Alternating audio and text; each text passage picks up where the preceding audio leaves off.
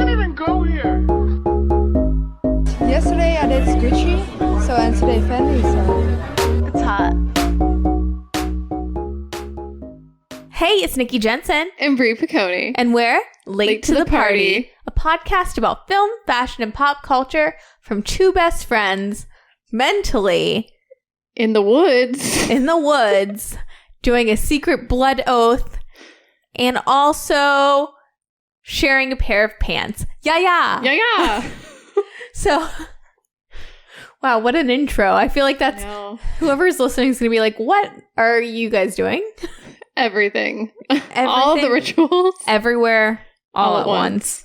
But yeah, today we are doing a double feature. Mm-hmm. We're going to discuss the divine secrets of the Ya-Ya Sisterhood. And then we're going to talk about the sisterhood of the traveling pants. Yes. All the sisterhoods. All the sisterhoods, all the bonding, all the early June releases that have gone into like the vault. I feel like both of these movies, Brie, are like a subgenre of movie. Mm-hmm. Like it's like these movies are early 2000s cottagecore, but it's not cottagecore, but there's like some. Do you know what I'm talking about? Like Granola Lady movies? Lady, yes. They are definitely Granola Lady movies for sure. Yeah. And like Sister of the Traveling Pants is definitely for the girl. She might be horse girl adjacent. Do you know what I mean? Yeah. She loves to read a book. Definitely. I mean, these are book to film adaptations, so like that would make sense, you know? Yeah. There are oddly we decided to do this episode as a joke because we always get the names confused. Yes. Kind of like Josie and the Pussycat Dolls. Right. So we thought it would just be funny, but there's a couple similarities to these films. There are. It's funny you mention it too, because even our man Roger Ebert noticed a similarity. What, really? Yeah, in his review of the Sisterhood of the Traveling Pants, he says, because the genes magically fit them all, and perhaps because they all saw the divine secrets of the Ya-Ya Sisterhood, they came up with a plan. So he's like nodding to it. He's like, oh yeah, because there's 4 of them in each movie. There's like 4 Ya-Yas or sisters. I don't know. Or like the Sister of the Traveling Pants. So like Blake Lively and like America Ferrera, when they're older, are they going to drug Sandra Bullock and like ship her to Louisiana and tell their tales of being young? Hundo P. Yeah. I know, in a like scrapbook. Who is who in that situation? Like, who's Maggie Smith?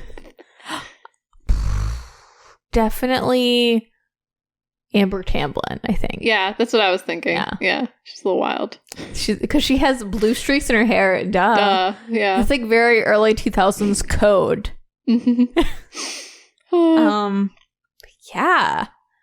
Also, Brie. Yeah. For months now, because we have like a running doc of episode topics. Right.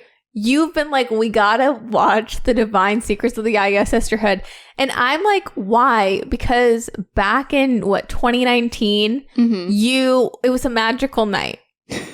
Let me set the scene. We're having a magical night. We decide to freeze rosé into popsicles. Oh no, don't bring that up. And you're like, we're gonna watch The Divine Secrets of the Ya-Ya Sisterhood. We get about 10 minutes into the film and you say, this movie's bad. Let's turn this off. This is garbage. And then you're like, let's bust out the popsicles. And then, so Brie brings out the popsicles and she says, watch this. I got this. And she proceeds to take the popsicles in the mold and flip them upside down like what are they called? Blizzard? Blizzard, like a Dairy Queen blizzard. I didn't do this I don't know. I lost control of my reflexes in my arms. They did their own thing. I swear I didn't do that on purpose. It just came out. I just blurted out. Well, I guess they weren't frozen enough because Brie dropped all over my floor all the popsicles. I made a hot mess. I may have ruined your duvet. I definitely ruined the floor. Totally. It's similar to that time I poured water in your slippers. Oh yeah, you also said I got this and proceeded to pour a bottled water just willy-nilly into my slippers. Oh, I've seen too many episodes or too many Too many, I've seen The Parent Trap too many times. You heard, yes. All the booby traps. All the booby traps. That, like, slapstick comedy is really just working its magic on me. It was really funny. It got me both times, so. Yeah. It's very funny. Good. I had to spice things up because the Ya-Ya. You know, I will say, like, because we mentioned this not too long ago. You brought this up to me that I said, let's turn off this movie. And I didn't remember. Because on the outside, I'm thinking, Sandy B, Maggie Smith. Mm-hmm. With a Southern accent. Like, I don't know. Ellen count me in. Burstyn. It's called the Ya-Ya Sisterhood. It sounds fun. Mm-hmm. It's not worth it. I couldn't remember the moment you decided, like, you were like, let's turn it off, until we started watching this movie, and I felt it in my soul the moment we should turn it off. Yeah. But we'll talk about how fate intervened. Yeah, fate intervened. So, anyways, we watched it from Bree's DVD that she bought from the library. It was like 50 cents. It was a great deal. I was so excited because we had this in our lineup for a while anyways. So I'm like, let me just buy it. Yeah. Why not? Which, can we talk about the DVD? The DVD itself? The DVD itself. If we're just throwing it back to the year 2002, it is the most nostalgic early 2000s DVD. It's one of the ones, it's not a hard case, it's a soft case. Yes. With like the little like hard flippy. Yes. The DVD, like CD, is a sunflower. So cute. There's featurettes that we were going to watch. We were going to watch them and we couldn't. We were going to watch the making of the Ya-Ya Sisterhood. There's like 8 deleted scenes or something, like a crazy amount. Yep, but we'll never know. We will never know. Maybe we need to have like a blood oath now and and do some sacrifice. No, what did they do? I don't know what they did. They had some type of headdresses made of sticks and maybe feathers or wolf skin. I have no idea what was going on. They come from wolves. They come from, yeah, apparently. Oh, is it like the women? Remember in the 90s, they had that cassette tape, The Women Who Run with Wolves? Is it like that? Maybe. I've heard of the movie, like, isn't there a movie Running with Wolves or Dancing with Wolves? Dancing with Wolves. I think that's different. Different. I get that confused with Riverdance. Oh. Remember Riverdance? No. It swept the nation in the 90s. Wow. Isn't that like Irish step dancing? Yes, it is. Like the Celtic women. I feel like that was a vibe. That's the same genre. It is. Is this Celtic Womencore? It is. Okay, if a middle-aged woman in the 90s went to see Celtic Women or had the tape, they definitely, opening night, did not watch Sum of All Fears, starring Ben Affleck and Morgan Freeman. No. Didn't see Spider-Man for the second time. They went to see the Ya-Ya Sisterhood. Totally. Nailed it. Anyways, let's talk about it. Let's get into it. Yes. So, The Divine Secrets of the Ya-Ya Sisterhood is a 2002 comedy drama starring Sandra Bullock and an ensemble cast including Dame Maggie Smith and directed by Callie Corey? Kelly Corey? Corey? I think it's Corey. Corey, probably. I want it to be it's such a cool name. I love the way it's spelled. Yes. But they did Thelma and Louise. Yes. So your expectations are already high. Like through the roof. Yeah. That mine definitely were. So. Which we'll have to do Thelma and Louise at some point. Yes. It like shaped. I love that movie. So good. So. This is not Thelma and Louise, though. Spoiler alert. Mm-mm. She also did Mad Money, which I don't know if you saw that. It's got Diane Keaton, Queen Latifah. Katie Holmes, yeah.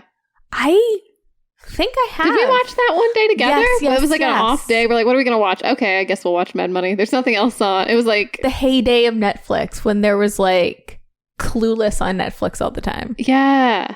It was a fun romp, I thought. I don't remember it at all, but I remember like enjoying myself. Yeah. That's the important part. Okay, it's Queen Latifah. Yeah. Say no more. You know, not to throw tremendous shade at Dame Maggie Smith, but Queen Latifah might have more range. Like Queen Latifah could probably do a British accent. You know, you're right. And a Louisiana accent. Maggie Smith. Louisiana, no. It's a little Al Pacino in The People I Know. Very much. I always think about that movie. That's my favorite, like, bad accent movie. When he says baseball and basketball. Football. I don't know. It really gets me. I recommend watching that movie just for that. Which, have you seen the discourse online about who was hotter back in their heyday, DeNiro or Pacino?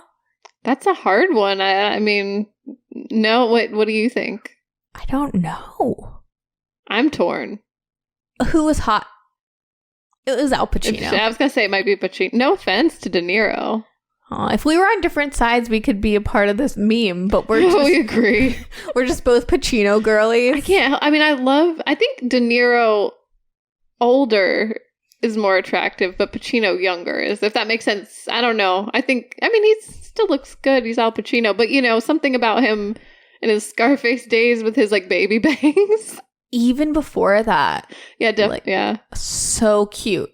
Yes. Like the early Godfather movies. Mm-hmm. Yeah, because also De Niro's in that too, and he's kind of younger as well. So it's because they do the flashbacks. But I mean, De Niro was hot. He's still, yeah, definitely. They still are both hot. I love Al Pacino now with his Shrek phone. It speaks to me. His Shrek phone. Oh my god. You still haven't seen Jack and Jill. I love when he sings about Dunkin' Donuts. I did look up that clip though. I need to see that movie just for that moment. So. No Al Pacino, or De Niro slander. I love both, but... Yeah. Yeah. So anyway, the cast. The Divine Brotherhood of the Ya-Ya Sisterhood with Al Pacino as Maggie Smith's character. Do they also share a pair of pants? 100%. Send it to Robert De Niro, who's the crazy or dad of Sandra Bullock. Just combine them. That'd be cute. I'd watch. A vibe. But the plot of The Divine Secrets of the Ya-Ya Sisterhood. So a classic Southern tale of hilarious sadness set in a sleepy Louisiana parish. A group of lifelong friends stage a rather unorthodox intervention to help a young playwright unravel the truth about her complicated, eccentric mother, find forgiveness, acceptance, and let go of her painful past. Is a nice way to put Maggie Smith, Ellen Burstyn, and that other lady visiting New York City for their playwright, niece, essentially. Right, yeah, she's successful. And all she does... Okay, the movie opens with Sandra Bullock. Well, okay. Rewind. The movie opens with little girls in headdresses. Oh, yeah. Making a blood oath and saying, Ya-Ya. Yeah. Now every time I say yeah, I feel like I say ya unintentionally. Ya-Ya. That's the best part of the movie, to be honest. Actually, yeah, it is. And then we cut to Sandra Bullock in the 90s. Or present day, but it's set in the 90s. Yeah. And she's in a theater. She's giving an interview to a is it Time Magazine? Time Magazine. Right? She's got her leather jacket on. She's looking so cool in 90s and very badass. That raisin colored lipstick. Oh, I love that color. Bring it back. Yes. Anyway.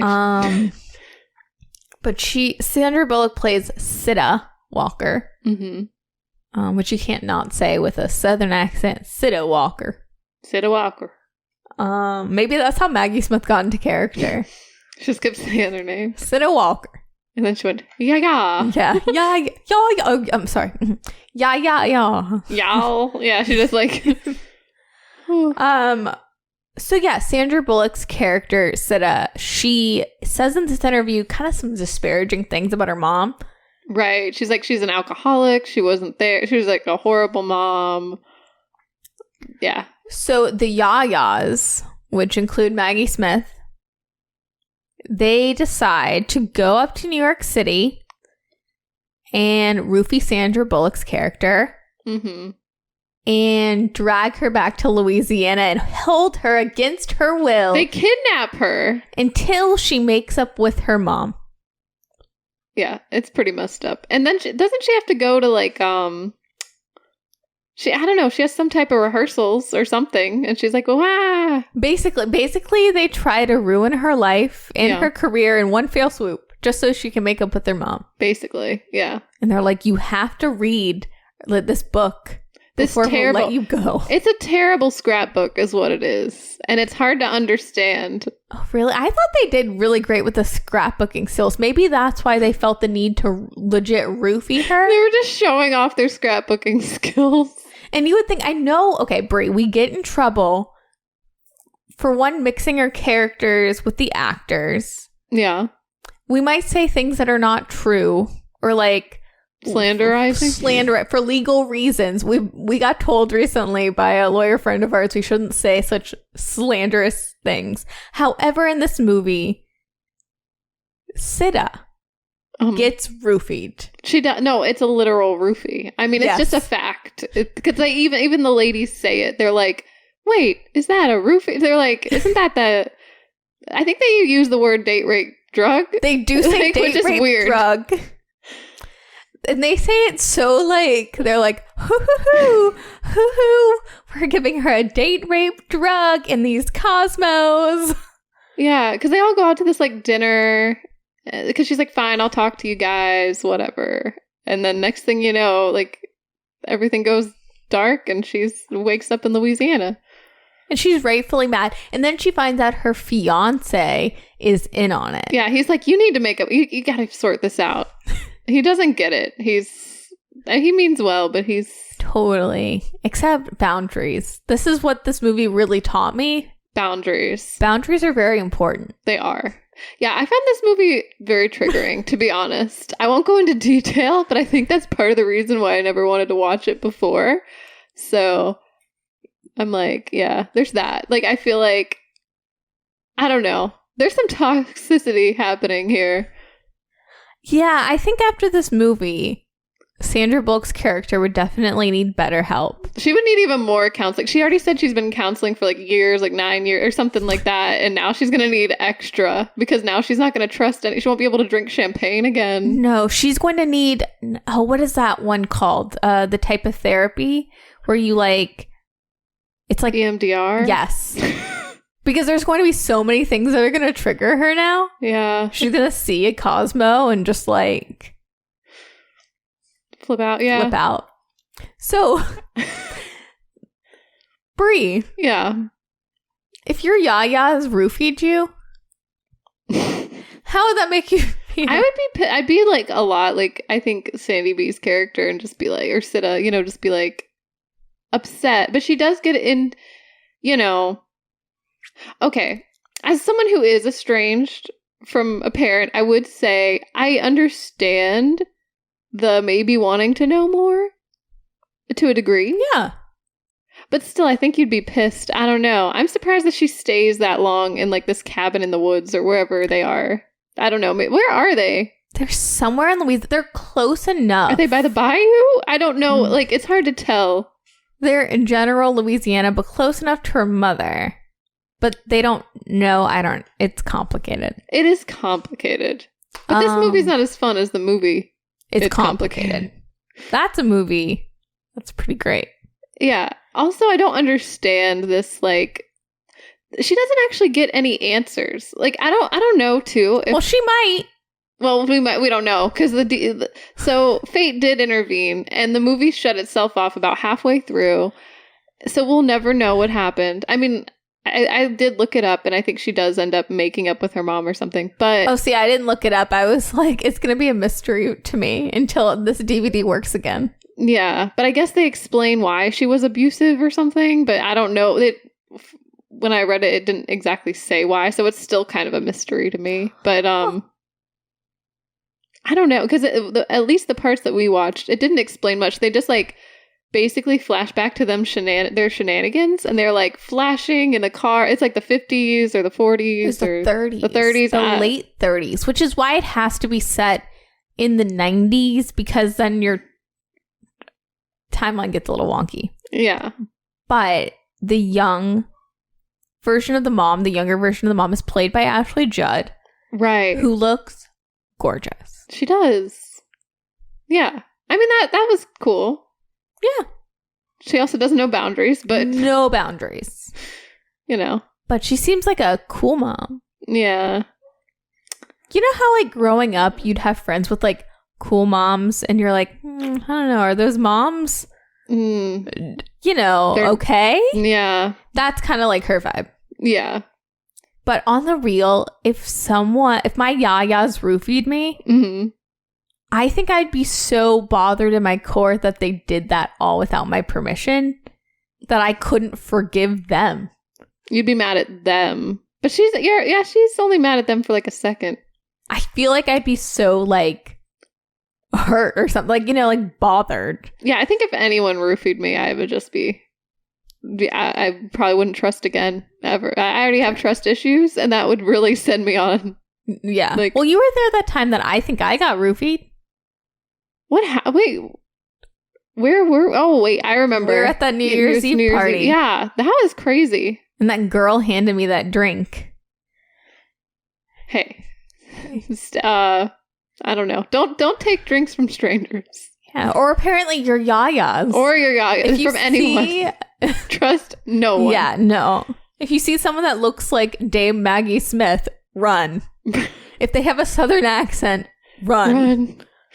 Yeah, and okay, so the way they establish Sita, which is Sandy B's character, is she's like a playwright, and her play is called Dark Waters, but she apparently loves to pop Xannies. Oh. That was like the first establishing. She's like, where's my Xanax? Yeah. Which is very interesting. Maybe this is like supposed to... This is just my, like, revelation now. Maybe she's supposed to be, like, mother, like, daughter. I think so, because there was another scene where she did, like, when they were on the phone with each other, and the mom's so angry that she just, like, beats the phone on the counter. Yeah. And then Sita does the same thing, because she's upset with her mom, so it's, like, I think that was, like, one of those. Kind of, yeah. Tomato. Yep. Yeah. So, speaking of Sandra Bullock... Mm-hmm. Is this Sandra Bullock's, like, prime time? Like, she has a big year in 2002. So this movie did come out on June 7th, 2002. Mm-hmm. And earlier that year, she had Murder by Numbers with a young Ryan Gosling, who she was dating at the time. Ooh. And then she has Ya-Ya. Right. Ya-Ya. And then... Later in the year, she has 2 Weeks Notice. Love that. That's such a good movie. 2 Weeks Notice. Yeah, it's really... I mean, I love that movie. And Hugh Grant. And Sandra Bullock. Definitely. Yeah, no, she was definitely, like, riding a high. Yeah, I feel like this is one of the years, too, where I think I haven't really, like, dove into Sandra Bullock's catalog or, like, filmography like that. Mm-hmm. But it is one of those years where she gets to show her range, where she's doing, like, a thriller... She's doing a Broads on Film movie. Yeah. Like, this is kind of like a Broad, like a Tea with Mussolini or Calendar Girls. I don't know. Yeah. It's like there's some drama, but it's not super serious, but it's kind of a comedy, but not really. I don't know. Nothing really made me laugh. No, it's counter-programming for the grandmas. Yeah. And then 2 Weeks Notice, which is like a blockbuster rom-com. Yeah. It's one of those years. Yeah, she's got range. Totally. Like, Sandra Bullock kind of does that, though, now that I'm thinking about it. Like, we think of her as, like, the rom-com queen. Because that's what she excels at. Yeah. In a lot of ways.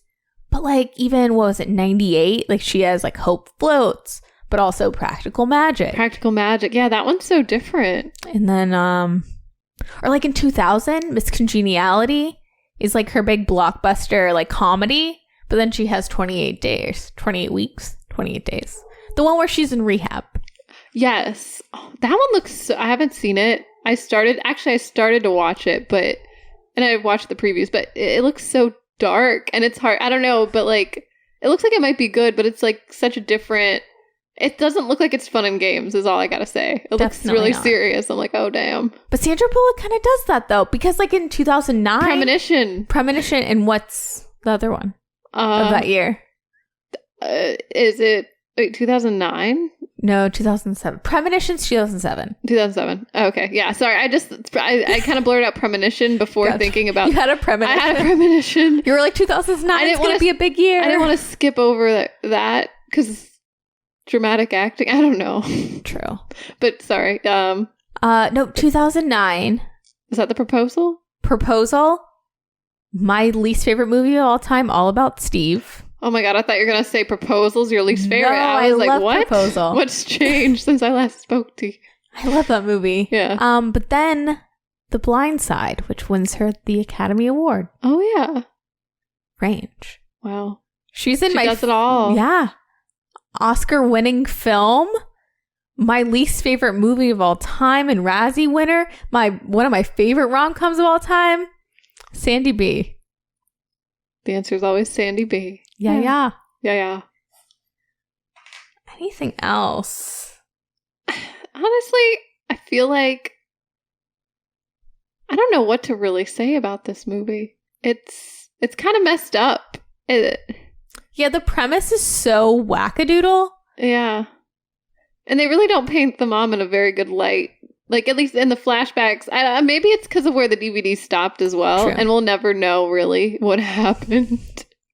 Because it legit broke. The DVD wouldn't even go to, like, the main menu. It just wouldn't read the disc anymore. We thought it broke the whole Xbox. Yeah. The Ya-Ya's cursed us. I think the Ya-Ya's cursed us. It felt like it.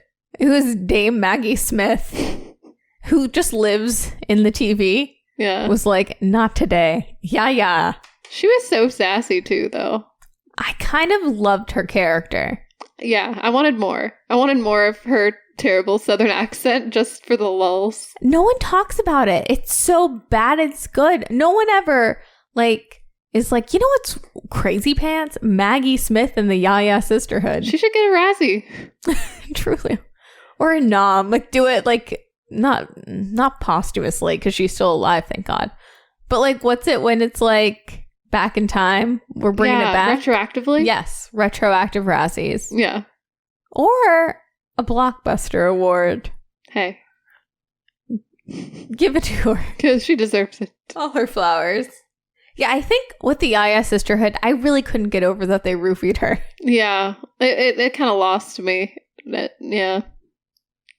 Oh my gosh. Can we talk about the most 2002 thing about this film? Yeah. What is it? Macy fucking Gray. Yes. Okay, you're right. There is that one song, and we were both like, wait, is this Macy Gray? She's in every movie low key, just singing a song, and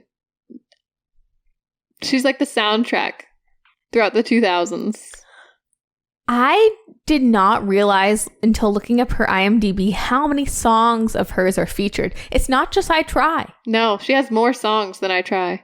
And in 2002 alone, she does she's in Sam Raimi's Spider-Man. Yes. Performing a song. She does the opening song, Sexual Revolution, for The Sweetest Thing. That is iconic. And this. She's also in Cadet Kelly with Hilary Duff. Her song is in that too. That is wild. I need to rewatch Cadet Kelly. All I remember is they I don't know, Hilary Duff's character is like, I'm different. I live in New York City. I spin those things. What are those called? Batons? The ones with the colorful things at the end. Flags? No, they're ribbons? flapping. Yes, ribbons. Ribbon. She's like a ribbon twirler. Ribbon twirler. Yeah. She's like, I'm different. I don't like rules. Yeah, somewhere I read that as a meme, people were like, "Oh, this is why I was so obsessed with ribbon dancing." Because I do remember that being a thing, ribbon dancing being I remember being 5 years old thinking, "This is my future. I'm gonna be an Olympic ribbon dancer." I actually do too. I think as a kid, I think my family was even we're going to give you some ribbons so maybe you can go to the Olympics. Wait, did they literally say that's hilarious? Or something. They were like, you need to pick this up because this is going to like... You're going to go places. You're going to go places. We've also saved you all these Beanie Babies that are going to depreciate year after year, but maybe one day they'll pay for your college. Yeah. Or McDonald's toys that you don't open. Maybe they'll pay for your college too. We don't know. Spoiler alert. They did not. They did not. This movie was filmed at the same time in Wilmington, North Carolina as A Walk to Remember. Wow. That's pretty cool. I remember fondly. Were they clashing sets? I wonder. Just like, if we look carefully, can we see? Maybe. I don't know. Just like Shane West like brooding in the distance. Yeah. A brunette Mandy Moore in a sweater. Mm-hmm. It's kind of, well, I don't know. Is it a similar genre? Not really. Not really. I feel like however, there's like a Venn diagram, maybe. Yeah. People that would watch both. I think, I don't know what came out around the same time as A Walk to Remember, but I am sure that the Granola Grams would go see A Walk to Remember. Oh, they would, because they'd probably be really into Nicholas Sparks. Yes, because he makes you cry. Yes. They would have been like, I read that book. I'm a Nicholas Sparks stan. See, like, I come at that movie at the Mandy Moore angle, but no, Nicholas Sparks, I think, would get him. Yeah. He always does. He always gets me. This is for the people that read books. Yeah. See, I don't know. Maybe the Ya-Ya Sisterhood. Maybe if I read the book, I didn't feel anything really except uncomfortable. And you know what they say? Some people choose looks. Some people choose books. Yeah. Such great role models. Some people choose books. Some people choose looks. Mm-hmm. It's kind of like the girls in the Sisterhood of the Traveling Pants. Oh, yeah? Yeah. I guess Blake Lively chooses looks, right? She does. And who chooses books, though? Lena chooses books until she chooses a Greek man. Oh, yeah. Yeah, she does. She reads, right? Or does she just draw? I'm confused. She really resembles Rory Gilmore way too much. Does. She's literally Rory, but like a little more quirky and artsy. I mean, they are played both by Alexis Bledel. Yeah. But I think Lena and Rory, it's like Rory in another universe, right? I think so. Yeah. I think Greek Rory. Yeah. She's not that different. Rory Gilmopoulos. Yeah. Princess of Genovia. So, you want to talk about the Sister of the Traveling Pants, since we never found out what happened with the Yayas? Yeah, we'll never know. It's okay. I feel like the Sister of the Traveling Pants is the better movie. Yeah. I mean, if you have a different opinion, let us know. But I feel like we're right on this one. Fight us. Fight us. Al Pacino or Robert De Niro. Yeah. You decide. The Yayas or the Traveling Pants. Yeah. Yeah. Have you seen the Sister of the Traveling Pants back in the day, or what's your relationship with the Traveling Pants? I'm pretty sure I was late to the party. I thought I saw it with you, but in college maybe at some point. Like I remember us watching it around the same time as you said to turn off the Ya-Ya Sisterhood. Yeah, was it the same night? Maybe the same night. Maybe the same night. We were like, let's try something different. Yeah, because I remember like as a kid, or like, did it come out? It came out in 2005. Yeah. So we were like 12? Yeah. I do remember being in middle school and like people talking 11? about it, reading the books. I never read the books. Did you ever read the books? I remember the book. I remember, like, I feel like it was one of those early 2000s like books that every girl had to read, you know? Yeah. I think I read the book, but no. I read the book. I read the book, and I remember at my school with like my group of friends, it was such a big deal that this movie was coming out. Did you guys have a sisterhood? We did, and we had a pair of pants. No way. But they were not magical. It was a little insulting because, like, it was me and, like, it was, like, 4 girls. And, you know, even back then I was pretty petite. And all the other girls were pretty petite except our one friend that was, like, America Ferrera size. And she could not wear those pants, but she, like, doodled on them. But it was a little offensive. Now that I think about it, I'm really sorry to that girl. Did you guys make her try to wear them or something? No, I just feel like it wasn't fair. It wasn't like, inclusive. Yeah, it wasn't inclusive. It could have been like the Sisterhood of the Traveling Bucket Hat. You could have made it work. Totally. You know, switch it up. Yeah, but we didn't know back then. Like, yeah. There was no Lizzo. There was no Yitty or whatever. There was, you know. Yeah. We didn't have that. True. So, but it was a big deal. And I watched this movie like opening night. Wow. That's so cool. And it left my memory. And then you forgot about it until now. Like that, yes. So did it have an impact on you? No. But what did have an impact is I felt like, so you were late to the party, but I felt like I discovered someone because I was bopping because I had the physical CD of the soundtrack. Oh, yeah. My favorite song, and the one I bopped to a whole at least 6 months before the rest of the world, before it was on the hills, was Unwritten by Natasha Bedingfield. I knew you were going to say that. I didn't know that's how you found out about that song. I guess I must have been late then, because if that was the intro. So that song came out in that movie before it was released, like, to the world? Not really. It was probably, from my understanding, like, Natasha Bedingfield in the US was a slow burn. Yeah, but in the UK, I bet she was popping. Probably. Because that's how it always goes. Always. Oh, and her brother sang that song that, like, was like, I gotta get through this. I gotta get through this. That, like, we listened to in 2002. Probably around the same time as the Ya-Ya's were Ya-Yaing. Can we talk about, okay, since we're talking about our favorite song, can we talk about the worst song? Oh my God. I don't know. This artist, I don't know what happened to her. And I just... Do you think she's okay? Did you look her up? I did not look her up. I just, like, don't want to shade an artist. Like, I don't know. It's hard out there. Do you think she improved? She probably did, right?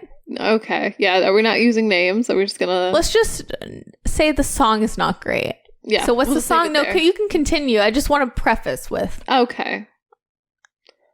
It is Black Roses Red by Alana Grace. Oops, I started playing it. Whoops, sorry about that. I'm like... Give her more streams. Yeah, give her more streams. I mean... Natasha Bedingfield doesn't need more streams for Unwritten. Give this girl her flower. Exactly. That's what I'm trying to say. Anyway. No, and then apparently on this soundtrack, Haim. Wait, really? Before they were Haim, they did a song. They were like the Valley Girls. Were they like at the end during the heartfelt moments? Like, and an early Katy Perry has a song on the soundtrack too. I think I heard that. Yeah. It's not a bad song. No. Yeah, the soundtrack is really, really good. I mean, except that one song. But, you know. There's some highs, there's some lows. Yeah. Their 5 for Fighting song on the soundtrack kind of slaps. We were talking about that because we watched this movie together a couple nights ago. Yes. What song is that? I don't know, but I remember we knew who sang it right away. Yeah. His voice is iconic. It is. I just always think of that one song. He's like, "It's never a wish better than this. When you only got 100 years to live." Boo, boo, boo, boo, boo, boo, boo, boo. I don't know. I could go on, but you know, okay, low key guilty pleasure. That song slaps. Yeah, it's also better than that other song that talks about like getting older. Like, what is it? Like when life passes you by. You know, what is it? Is it once I was 7 years old? Is it 20? Song? Yeah, no, it's not 21 Pilots. I don't know who it is. It's the same effect, but it's still like he did it first. Yes, you know? And his voice. Yeah, his voice is more iconic. The way he just is like, whatever happened to him? Give him the streams. Five for Fighting needs all the streams. Definitely. I love how we didn't talk. We were just like, yeah, we didn't talk about the movie. Anyway, let's just talk about the soundtrack. Well, it's slapping. I mean, do you blame us? I know. So the sisterhood. Yeah, do we even need to say the plot? Like, if you grew up in the 2000s, you know the plot of the Sisterhood of the Traveling Pants. Yeah, it's also in the title. It's pretty obvious. It is exactly what it says it's gonna be. The pants travel, and it's a sisterhood. They all wear the pants. Yes. Yeah, but I mean, basically, like, it's during the summer too, right? Like, they go to this thrift shop before they all go off for the summer, doing their own things. They pop some tags. Bada bada. Bada pa. Mm-hmm. They only had $20 in their pocket. Probably. They're teenagers. Yeah. And they were like, this is freaking awesome. I wonder how much a pair of pants like that would cost at a thrift shop back in like 2000, 2002. They're a pair of Levi's. Yeah. That's what I know about the pants. Oh yeah, these movies, we usually talk about fashion. These movies are not like fashion films. Yeah, these are not. I mean, okay, the Sisterhood of the Traveling Pants is closer to, I mean, there's not a lot of fashion. There's pants. But there's at least pants. And they're Levi jeans. Yeah. But Brie. Mm-hmm. Okay. So, you know who Shonda Rhimes is? Yes. We've talked about her. Yeah. Okay. Creator of Grey's Anatomy, How to Get Away with Murder, the iconic Crossroads, a really respected woman, right? Of course. Okay. So Shondaland.com, which is her website, there's an article called Brief Moments in Briefs, 5 Pairs of Iconic Film Underwear. What? And they talk about Sigourney Weaver in Alien, iconic undies. Yeah, that is iconic. They talk about Molly Ringwald in 16 Candles. Huh. They talk about, they do recognize my girly Cameron Diaz in Charlie's Angels in the opening. Okay, good. But they also talk about Blake Lively and America Ferrera in the Sisterhood of the Traveling Pants. What? Yeah, they say magic pants that fit everyone. Cool. What I'm more interested in is when Bridget, Blake Lively, got her star print undies. Oh. Also, honorable mention goes to America Ferrera and her floral print hipsters because I love her and she's the best. Wait, Shonda Rhimes said that herself? Well, someone that wrote for Shondaland. Okay. Interesting. But nonetheless. I mean, okay, I did think that low key, like those star underwear were kind of like cool. I'm like, oh, that's a throwback, you know? But they're also kind of like almost like kids undies to me. And I'm like, that's, you know, it could only be so exciting. I don't know. I'm just like, as a literal I wouldn't write about it. No. As a literal child in 2005. Yeah. I also had a pair of those undies. That's what I'm saying. I'm like, where's late to the parties on like underwear article? Are we gonna rank? Yeah. Well, you know what I think deserves to be on that list is this Lost in Translation. Yes. You know, Scarlett Johansson, like that opening scene. Missed opportunity, Shondaland. Yeah, they really messed up there. Some real beef. Wow. Who would look better in some briefs? Al Pacino or Robert De Niro?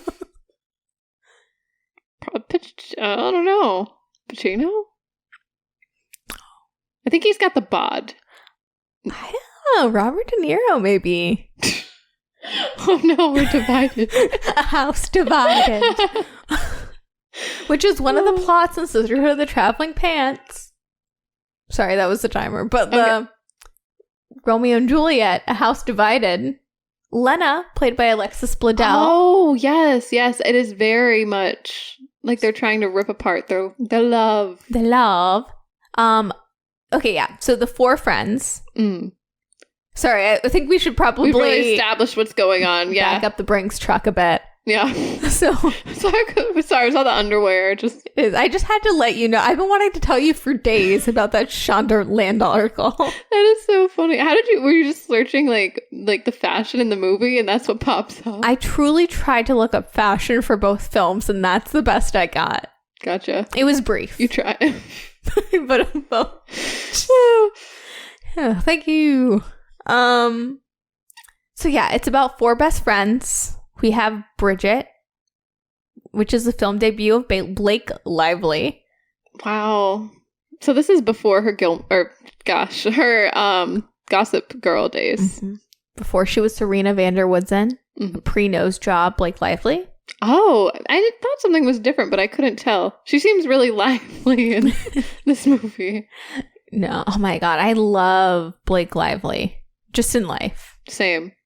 I love Serena van der Woodsen. Mm-hmm. Still aspire to be as messy as her every single day. Yeah. I feel like she has elements of Serena in this movie as well. Like, just the mess. Like, she's like, I'm gonna make bad decisions. Woo! This is her in a different timeline. Yeah, for sure. But we got Bridget. We got Lena, played by Alexis Bledel. Yep. Which is, she's still doing Gilmore Girls. Mm-hmm. She's dipped her toe in film with like Tuck Everlasting, but this is like one of her bigger films. America Ferrera, right before Ugly Betty, right after Real Women Have Curves. And then we have Tibby, played by Amber Tamblyn. Yes. Which in my notes I was like, who dat? Like, I didn't know. I'm like, oh, I know all these other names, but I was like, oh, who's Amber Tamblyn? Whoop. I mean, I think what I know her best for, it's not as like feminist, but she's married to David Cross. Oh yeah, as a big arrested, Tobias Fouquet. Oh. And Tobias blew himself.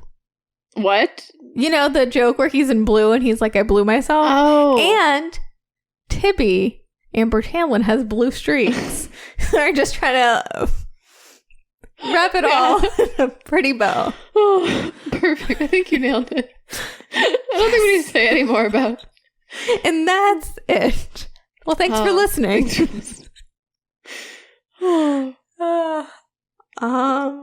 Okay, so these 4 girls go to the thrift store. Yeah. Macklemore style. All can fit into the same pair of pants, which is crazy because Blake Lively's really tall. Amber Tamblyn is edgy, so she can't wear the same things. Yeah. She's like, what?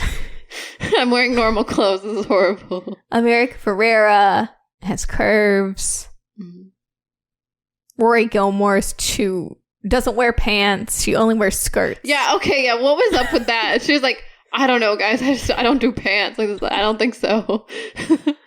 I was like, what? Are you kidding me? Like, what is this, the 50s? Like, what, you're just gonna wear I don't know. It was very weird to me. Very buttoned up, Lena. So now we can transition to Lena. Yeah. So she goes to Greece because she's Greek and lives her Mamma Mia fantasy. It is very much a fantasy. And she has the best summer, too, out of all the girls. Because in this movie, like, they do so many cuts back and forth between the girls and, like, the pants being sent and then, wearing the pants. But, like, I don't know if we want to talk about them by, like, each girl by experience, maybe, or... Yeah, we're gonna have to just talk about each girl separately because the plot, like, rightfully so, all the stories are interwoven, but that would be very muddy to talk about. It's a little muddy. I still don't understand how the pants got there so fast within that short amount of time to each girl. Are they all express? Yeah, that's what I'm wondering. Like, I'm like, how overnight? Expensive is this shipping? Maybe the shipping wasn't that expensive back in the day. I don't know. Anyways. Who's to say? I wasn't shipping anything at 10. Yeah. Lena's living her Mamma Mia fantasy. Which, can I say, this is probably the best fashion moment is when, so she is basically checking out this hot Greek man and she falls like Lucille Ball style into the like water. Yeah. And she has to wear his white tee. Oh, yeah. Alexis Bledel can wear a men's t-shirt like no one else. I agree. It's a vibe. Totally. I want to live in Greece. I don't know. I'm so jelly, like, of that whole storyline. Like, she gets to ride a Vespa. She gets to meet a fisherman boy who's Greek. Yeah. I don't know. The dream. The dream. She gets to paint him like a French girl or draw him, you know? She totally does draw him like a Greek boy. A Greek boy, yeah. And her family is like something about the fish. Oh, yeah. They have a feud because something about their grandparents, like, I guess his grandfather sold her grandfather, like, bad fish for his restaurant. Something like that. Or maybe it's great. I don't know how far back it goes, but it's very My Big Fat Greek Wedding. Yeah. Bridget goes to soccer camp. Yeah. She's also not having that bad of a time overall. I mean, no. You know. She really is sowing her oats. She's sowing her oats because she goes to Mexico for soccer camp. She sees a boy she likes. He's also the coach. So it's a little dicey. And like rightfully so, he's a little older than her because she's 16. Or 17. Or 17. Maybe, I don't know. Either way, she's underage and he is slightly overage. Yeah. And he's like, Matt, I'm your coach. I'm a little older than you. Stop pursuing me. And she does not stop. She's like, I know what I want. She just like goes right up to it. She says that too. Like, she follows him into the bar and everything. Like, she's just like, I know what I want. I don't know. That's just like her the whole time. Yes. Just she's like, I like to run. Yeah. She's like challenging him to like, you know, races and just being like, try to catch me if you can. I wonder how many girls saw this movie and they were like, I know how to get my crush, my middle school crush, to like fall in love with me. Oh my gosh. I'm going to be like, you want to race? You want to run? But them not realizing like they are not that athletic. Yeah. If someone asked me, hey, you want to run? I'd be like, no thanks. And just let them. Hard pass. Hard pass. Yeah. Or do the thing where you're like, let's race. And then you watch them run as hard as they can, and you don't run. I think that'd be so funny. And then we got Carmen, America Ferrera, who... The worst summer. Sorry. Yeah. Best storyline. Yeah, no, yeah. I think... Is it, though? I think her... Better than Tibby? Okay, Tibby has a good storyline. I guess what I'm trying to say is America Ferrera is a fabulous actress. She's really good. And this storyline, it's the most compelling to me. Okay. Like, so America Ferrera's character Carmen visits her dad, which is pre-Get Out, Bradley Whitford. Oh, I was wondering where I've seen him, like, recently. I'm like, why does he look familiar? And why is he off-putting? You know? I'm like... Well, he does give me Get Out vibes with this family situation. Mm-hmm. Yes. Because basically she, unbeknownst to Carmen, her dad, without telling her, has this brand new wife and kids. Yeah. It's pretty messed up. And they're racist. Mm-hmm. And... yeah. Yeah, it is hella uncomfortable. They're pretty awful to her. Yeah. And then she ends up apologizing, which I'm not here for, but... yeah, I know. I'm like, yeah, throw that rock in the window. I was like that too. Actually, that was probably the scene that sticks out in my mind on the rewatch. Yeah. Because America Ferrera plays that very well. She does. And when she freaks out at the bridal shop because they try to like... put like a sample size on her, or like they didn't guess her size right. Yeah. I love when she went off on them though. She was so right. It's because she had the pants on too. That's the thing too, is the pants is supposed to give you I don't know, like confidence, right? I think it's all mental. I don't know. Mm-hmm. I mean, yes, the pants also fit them all, but does it really? Because some people, it seems like things go worse when they put the pants on. But I think their storyline progresses. But yeah, like they're light, they grow. They do. Yeah. It's because you got your girls. Not physically there, but with the pants. Mental. Yeah. So you get to be your highest self because you're like, you spiritually have the people that like that are supporting your girls. You. Like the pants. Yeah. Yeah. Makes sense. And then we got Tibby, Amber Tamblyn, who's edgy. Yeah, you're right. She does kind of confuse me, though. I'm like, what's her deal? Like, I guess she's sort of helping raise her mom's kids, and she's making documentaries. And she works at Wallman's. Wallman's, not Walmart. Wallman's. And so she meets a girl who is the little girl from Dickie Roberts. And she's super cute, by the way. Really cute. And her name's Bailey, and she has leukemia, but she becomes her film assistant. And Tibby learns about life and about like caring for someone and I don't know, not being so cynical. Yeah. I don't know. That storyline really gets me. I'm going to be honest. Okay. You know, the Ya-Ya Sisterhood, it just kind of annoyed me a bit. I didn't really feel like emotional watching it or like tugging at my heartstrings, you know. But the Sisterhood of the Traveling Pants, there was multiple times where I was like, and like I ugly cried at least twice. So just saying. It does. I think storyline wise, the Tibby storyline with the little girl, it definitely pulls. And then America Ferrera, like both of them have actual storylines, like where they like learn and grow. And it's both of those stories are really nice. Yeah. And Lena just gets to live a fantasy, which I love too. I know, right? Yeah. And we get introduced to Blake Lively, which is good. But I feel like Tibby and Carmen have the most like impactful deep, stories. I'd agree. Which out of all the four girls, who's your favorite / favorite storyline? It might be I mean, I really do like the Tibby storyline. I don't know why it gets me, but I don't know if it's my favorite. Like probably either Lena or Carmen, honestly. Yeah. But I don't know. If I really want a fantasy, you know, Lena, and then if I really want to see someone just like come into their own, then I'd say Carmen. Carmen's storyline's a full movie. Yeah, it is. I feel like I felt like really invested in her character the whole time because Lena, she doesn't really go through that much. I mean, yeah, there's conflict, but she's like, you know, it all works out. It's a fantasy. It's not like she's not going through hardships. No. You know? It's like, girl, even if you don't end up with the Greek boy, you're going to be fine. Right. Yeah. Who's your favorite character? I have a soft spot for Blake Lively. Yeah. Definitely not my favorite character, but I just have a soft spot for her.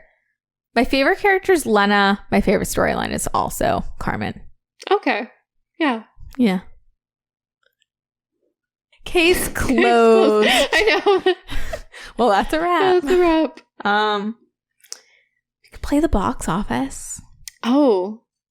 This did well at the box office, right? I'm guessing? No? No. Not that well. No. Okay. It's, well, you know, this year, 2005, it's not a particularly great year for film.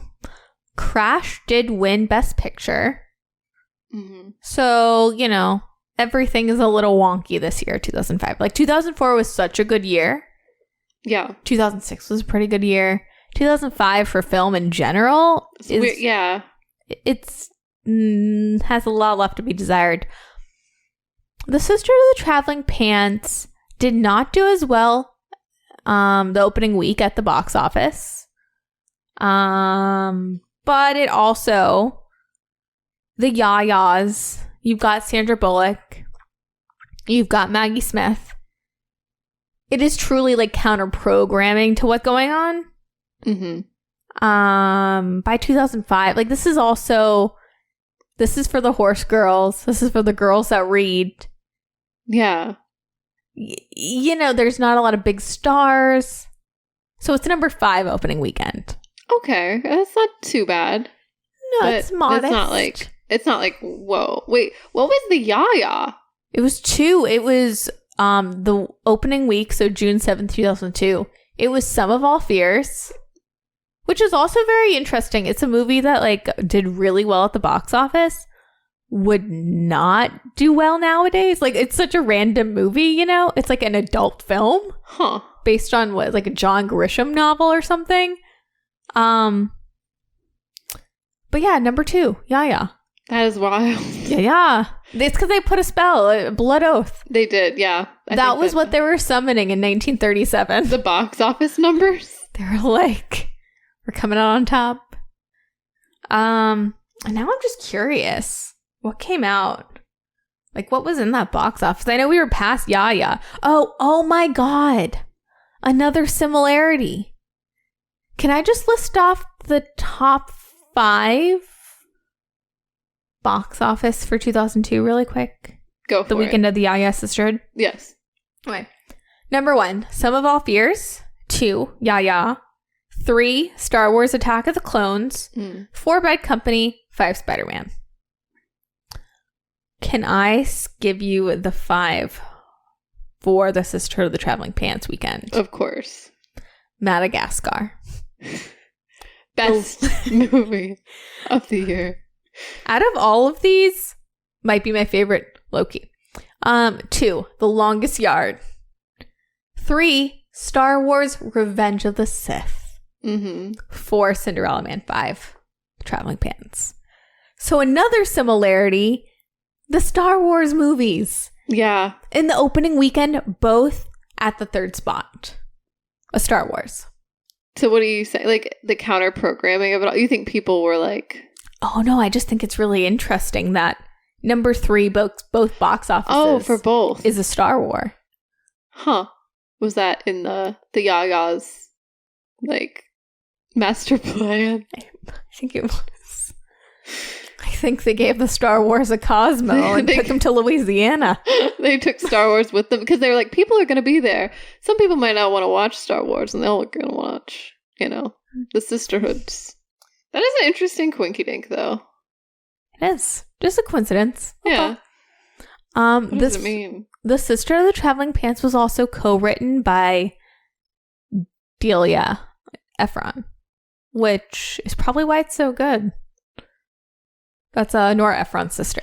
Okay, sorry. In my mind, I'm like, Zac Efron's sister? No, that's not right. He's not real. Because oh wait, no, Zac Efron is real. I'm sorry. It's Troy Bolton that's not real. Zac Efron is real. I love that, bros. I want you to still believe you're like Troy Bolton. They're like Zac Efron, and you're like, no, he's not real. Sorry, the spell of the Ya-Ya's has gotten me. I'm confused about what's real and what's not. Well, another fun fact. So Blake Lively's child, James, her godmothers are the other 3 sisters of the Traveling Pants. That is so sweet. Yeah. And Hilary Duff was interested in the role of Tibby. I could kind of see that. I don't think it would have been played as well. No offense. Because she's just so cheery and she's adorable. And aesthetically, sure, they look kind of similar. But like with the bangs, you know, they could have dyed her hair. Like they could have given her like some blue streaks and whatever. But I think... I don't know. I don't know if she has that edge. She doesn't, but it gives me raise your voice energy. I think that's where Hilary Duff channeled the Tibby. Yeah, but with that, I don't know. That would have been a different movie. That would have been different chemistry. Would she be BFFs with America Ferrera, Blake Lively, and Alexis Bledel? Oh, like after the fact? Yeah, like would you get the real Sisterhood of the Traveling Pants?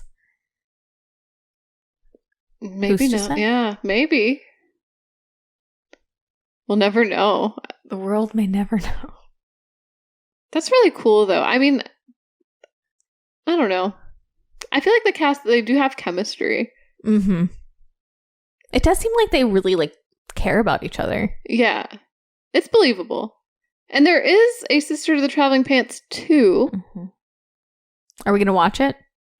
I think we should. It got really good reviews. Yes. I think Ebert liked it. Mm-hmm. And I feel like that's a good reason. I don't know. I'm like, I also want to follow up. I'm like, what happens after this? You know? They put the pants on again. Yeah. Don't they go to college or something? I don't know. But did you read any of the other books? Because aren't there like 4 or something crazy? I have not. And I have not seen Sister of the Traveling Pants 2. And why did they stop at 2? Why did they make more movies? Where's the Ya-Ya Sisterhood 2? We don't need to follow up on that. I don't know. We don't? Well, why not? I think... Or it could be like generation. Maybe they could. They still could, but it's Sandra Bullock and then her kids, and then she's in a. I don't know. I don't know how this would all work, to be honest. They were like, "Why did Mom write a Cuckoo Bananas play called Deeper Waters or Darker Waters?" But who would be the Ya-Yas? You know, would it be the same Ya-Yas, or would there be a new generation?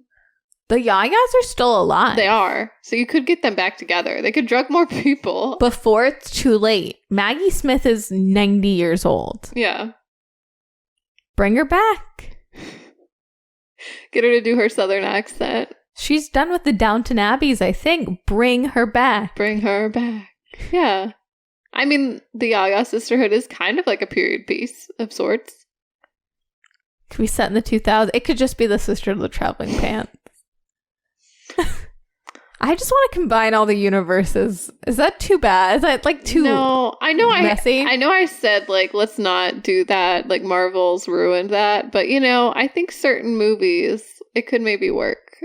Bring them back. Like I think Al Pacino and Robert De Niro can be the Brotherhood of the Traveling. I don't know. Shorts. I don't know. The Brotherhood of the Traveling Shorts. Yeah. I like it. It's an original idea. I'm into it. I don't know. I think we could pitch it, you know. I know the writers are on strike right now, but hopefully by the time this airs, they won't be, and we can, Yeah, we need help with the writing. Yeah. I don't think ChatGPT can write a masterpiece about Pacino and De Niro. We could try, though. We could see we can try. Yeah, we could try and see how far we get. You know, just a rough draft. Yeah. Anyways, now we know what we're going to do later. Yeah, well, while we write the Brotherhood of the Traveling Pants, or the Brotherhood of the Ya-Ya, or the Brothers of the Divine Secrets of the Brotherhood of the Traveling Pants. Yeah. Shorts, yeah. Well, while we go write that, please rate and review. Send us any movie suggestions. We're at thelatetothepartypod@gmail.com. And, follow us on social media. Yeah, you can find me at Brie_Piccone. And I'm Nick D. Jensen. And see you next week. Bye.